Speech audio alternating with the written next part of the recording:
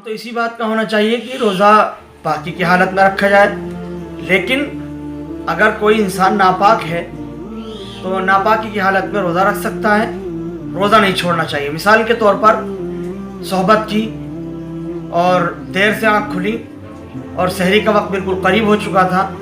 تو ایسی صورت میں پہلے سحر کر لیں، پھر اس کے بعد میں جو موقع ہو اس میں جلد از جلد کوشش کر کے غسل کریں اور نماز وغیرہ کا اہتمام کریں۔ یا اسی طرح سے ناپاکی دیکھی، سو کر اٹھے اور احتلام ہو چکا تھا، تو ایسی صورت کے اندر بھی روزہ رکھ لینا چاہیے، روزہ نہیں ترک کرنا چاہیے، نہیں سوچنا چاہیے کہ ناپاکی کی حالت میں روزہ نہیں رکھ سکتے،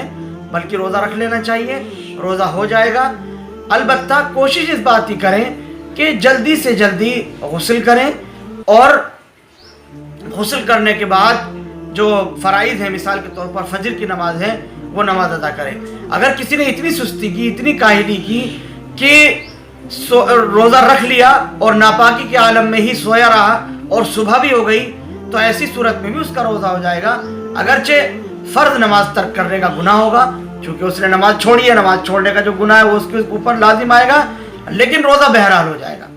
اسی طرح سے ایک نوعیت یہ بھی ہوتی ہے کہ دن میں انسان سو گیا